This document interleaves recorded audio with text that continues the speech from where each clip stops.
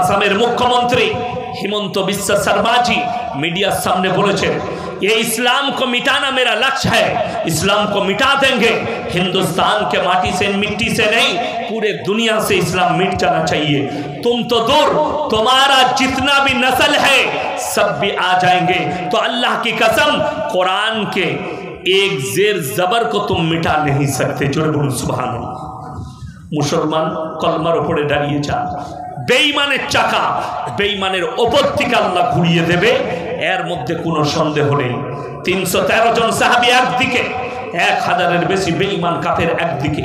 আল্লাহ তাআলা খালি আল্লাহর উপরে বিশ্বাস আনার কারণে আল্লাহ তাআলা বেঈমান কাফের দিকে পরাজিত করে সাহাবীদিকে জয়লাভ করিয়েছেন। তার কারণ একটাই, তারা নবীজি সাল্লাল্লাহু আলাইহি সাল্লামের আদর্শের উপরে টিকে ছিল, হকের উপরে টিকে ছিল, তাদের মানহাজ ঠিক ছিল, তাদের চলার পথ ঠিক ছিল। আজকে আমাদের কাছে এতগুলো বিপদ আসার কারণ না আমাদের দিন ঠিক আছে, না মানহাজ ঠিক আছে, না চলার পথ ঠিক আছে। বেঈমান কাফেরের আখলাক আর চরিত্রকে তুমি নিজের চরিত্র মনে করেছো। আজ পর্যন্ত আমার আব্বাজির 78 বছর বয়স হলো, কেউ কোনোদিন আমার আব্বাজিকে জিজ্ঞেস করতে পুজোর প্রসাদ খাওয়া যাবে কিনা। আজকে মুসলমান এতটা নিচে নেমেছে, আমাদের মতো মৌলবীদিকে জিজ্ঞেস করে হুজুর পুজোর প্রসাদ খাওয়া যাবে কিনা। তাদেরকে কত উত্তর দেব? কোরআন যদি তোমার বাড়িতে থাকে, মানে কোরআন গিয়ে পড়বে সূরা বাকারায় আল্লাহ তাআলা স্পষ্ট বলে দিয়েছে, আমি ব্যতীত কার নামে উৎসর্গ করা হলে সেটা তোমাদের জন্য বৈধ নয়, ওটা সম্পূর্ণ অবৈধ। তোমাদের জন্য হারাম করার দেওয়া হয়েছে। মরা প্রাণীর মাংস হারাম করার দেওয়া হয়েছে, শুয়োরের মাংস। আল্লাহ তাআলা কোরআনে শুনে রেখে দেন, যারা মাজারের পড়া মুরগি খায়, মাজারের দিয়া ছাগল খায়, আল্লাহ তাআলা ওই মাংসগুলো কার সাথে তুলনা করলেন? শুয়োরের মাংসের সঙ্গে আল্লাহ তুলনা করলেন। যেমন শুয়োরটা হারাম, ওই রকম ওই গাছের তলায় মুরগির মাংস দেওয়া, এই সমস্ত আল্লাহ ব্যতীত অপরের নামে উৎসর্গ করা জিনিসগুলো ওই ধরনেরই হারাম। আল্লাহ একসাথে মিট করে দিলেন যাতে মানুষ বুঝতে পারে, মানুষ ঘৃণা করে, মানুষ ওই জায়গা থেকে অ্যাভয়েড হয়। আমার মুসলমান ভাই, আজ থেকে সবাই নিয়ত করুন আল্লাহর প্রিয় বান্দা সবাই হব। জোরে বলুন ইনশাআল্লাহ। আল্লাহর প্রিয় হব সবাই। ওদিকে যদি জিজ্ঞেস করা হয়, যারা MA পাস, BSc, BCom, যারা মাস্টার, ডাক্তার, বিভিন্ন শিক্ষায় শিক্ষিত, তাদেরকে যদি জিজ্ঞেস করি কলমের আবিষ্কারক বৈজ্ঞানিকের নাম বলুন, কলম কে আবিষ্কার করল? আপনাদের মধ্যে যদি কোনো শিক্ষিত ব্যক্তি থাকেন, একজন দাঁড়িয়ে বলুন কলমের আবিষ্কার কে করেছে, কোন বৈজ্ঞানিক, বৈজ্ঞানিকের নাম কি? আল্লাহ। আল্লাহ তো সৃষ্টিকর্তা।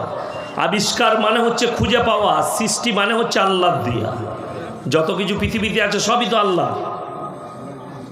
What is this? আল্লাহ তো সববারই সৃষ্টিকর্তা কে? সকলে বলুন আল্লাহ। গোটা পৃথিবীর সব কিছু আল্লাহ। আবিষ্কার মানে হচ্ছে খুঁজে পাওয়া, আবিষ্কার মানে সৃষ্টি নয়। আল্লাহ তো মানুষকে বুদ্ধি দিয়েছে। এই জিনিসটাই আমি শুরু করলাম বায়ানে, আমার শুরু আজকে এটাই হলো। এইখান থেকেই দেখলে এতগুলো মানুষ বসে আছে, কারুর জানা নাই। কলমের আবিষ্কারক নবীজিকে আল্লাহ পাঠালেন।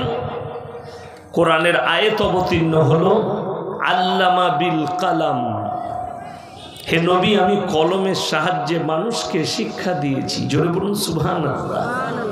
বর্তমানে যদি কেউ জিজ্ঞেস করে কোন বৈজ্ঞানিক, নবীজির থেকে ভালো বৈজ্ঞানিক পৃথিবীতে কেউ আসেনি, নবীজির থেকে ভালো দার্শনিক কেউ আসেনি, অর্থনৈতিকবিদ কেউ আসেনি, সামাজিক করণ পৃথিবীতে নবীজির মতো কেউ আসেনি। যাদিকে দেখছেন ঠিকই আছে, সব শিক্ষা, জ্ঞান, গল্প।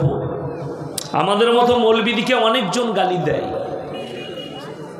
আমি একটা জলসায় বলেছিলাম, APJ আবুল কালাম মুমিন ছিল না, ইমানদার ছিল না। একজন তার নামাজ পড়ার ভিডিও পাঠাইল, কি বুঝলে? আর আমি আপনাকে দেখিয়ে দেবো, রোজার মাসে সব নেতারাই টুপি লাগিয়ে বসে, বসে না? বসে না? কথা বলে না এরা? এই ইফতারি পার্টি করে না হিন্দু ভাইরা? তবে না বলছেন না যে কথা বলুন আমার সাথে। ছেলেরা গাল দিলে ফটো পাঠালে, লেখে নিয়ে যান, কাগজ থাকে তার। যতগুলো পৃথিবীর পরমাণু বৈজ্ঞানিক আছে তারা যদি তাহাজ্জুদ গুজার হয়, খুদার কসম করে বলছি জাহান্নামে যাবে। তারপর যদি বলেন কেন, তারা ওই হিসেবটা দিয়ে পেরুতে পারবে না। প্রত্যেকটা পৃথিবীর যতগুলো দেশ পরমাণু তৈরি করেছে, সেই পরমাণু অস্ত্রগুলো পরীক্ষা করেছে সমুদ্রের উপরে। হাজার হাজার কোটি কোটি প্রাণী, নিরীহ প্রাণী, তাদের প্রাণ চলে গেছে, ধ্বংস হয়ে গেছে যে জায়গায় পরমাণু নিক্ষেপ করা হয়েছে। এপিজে আবুল কালাম ভদ্রলোক, শিক্ষিত, সবই ঠিক আছে, জান্নাত পাবে না, মুশকিল।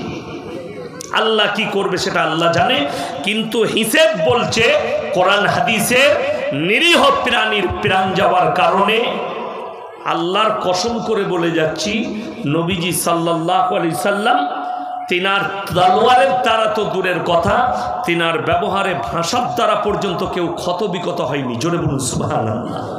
নবীজি আখলাক, চরিত্র, ব্যবহারের দ্বারা ইসলাম প্রচার করেছেন। আল্লামা বিল কালাম, আমি কলমের সাহায্যে নবীজি শিক্ষা দিয়েছি। আল্লাহর নবী উম্মি ছিলেন। উম্মি মানে দুনিয়ার বুকে কারো কাছে নবীজি লেখাপড়া শিখেননি। এর পেছনে বহুত বড় লজিক আছে।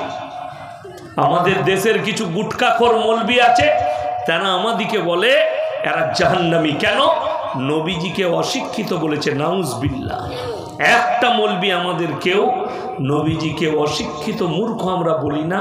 নবীজি হচ্ছেন পৃথিবীর আদি থেকে অন্ত পর্যন্ত সৃষ্টির শ্রেষ্ঠ। জোরে বলুন সুবহানাল্লাহ। মূর্খ বলি না। উম্মি আলাদা, নবীজি দুনিয়ার বুকে লেখাপড়া শিখেননি। আমি ইয়াসিন এইখানে যত ফুটানি করছি করি, কিন্তু আমার যদি শিক্ষক আসে, সে কি বলবে? ইয়াসিন আমার ছাত্র, ঠিক কিনা? আমি আমার শিক্ষকের কি ছাত্র, তার কাছে ছোট। আল্লাহর নবী সাল্লাল্লাহু আলাইহি সাল্লামকে কেউ যদি পড়াতো, শিক্ষা দিত, সে দাবি করত মুহাম্মদ আমার ছাত্র। তাই নবীজির শিক্ষাগুরু আমার আল্লাহ। জোরে বলুন সুবহানাল্লাহ। দুনিয়াতে কেউ ছিল না। এর পেছনে বহুত বড় লজিক লুকিয়ে আছে।